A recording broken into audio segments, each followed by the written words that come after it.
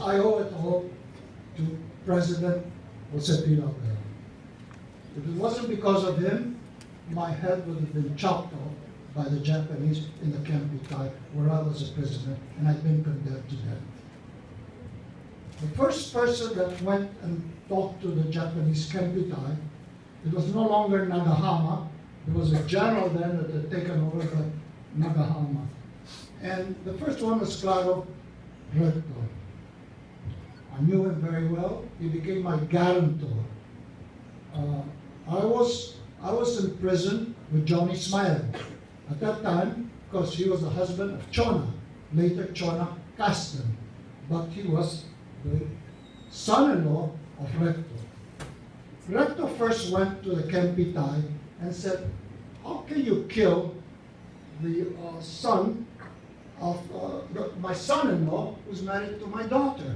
And why are you going to kill that 19-year-old that went into all these problems just as he would be playing with lead soldiers? He's a kid. He doesn't know what war is or why he got into this mess. You should pardon him. And the Japanese told Recto, sorry, he's been condemned to death and we're going to carry the death sentence on both of them.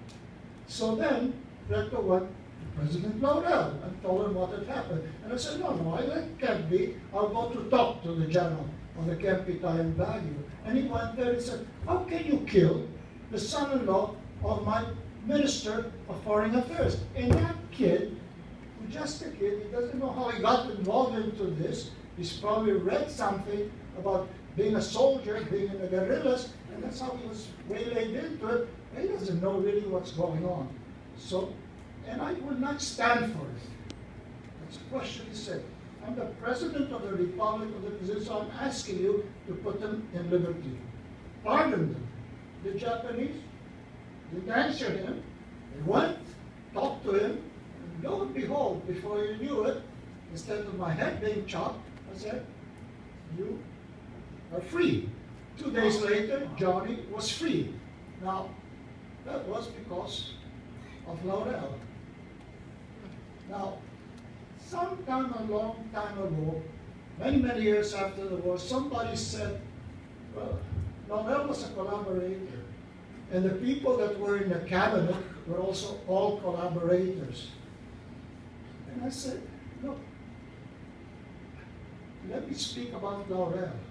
If they were collaborators, if his cabinet there was one that was a real collaborator, I will tell you, Laurel would not stand for it. And you said also that Laurel's fear and the people that were in the cabinet, all of them, there's no exception, thought that Ricarte and the people that were later, the Matapilis, would have taken over, which is what the Japanese were insisting at that time already, you know? Kalabati was already set, and I'm going out of my subject, but it is very important to me to know. I was with them before I was put in the Kempitai, and after I was in the Kempitai, I lived in Cabinet Hill. And in Cabinet Hill, I met all the persons that were there, with the exception only of Rojas, who was not in Cabinet Hill. He was in South Drive, and the house of Rojas, where I was living there.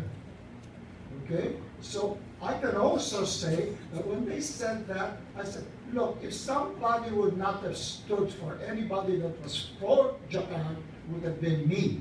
Because I had all my family wiped out in Manila, all killed.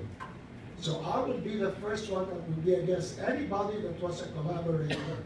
And I can assure you that no one there in that cabinet was a collaborator, much less the one that led that cabinet with strength and character and everything that one could wish on a president. And every time I go to Malacanang, I always pass, of course, my Cory, because I really worked for her and I admire her, but also to Laurel. And I say to myself, thank you very much, Laurel.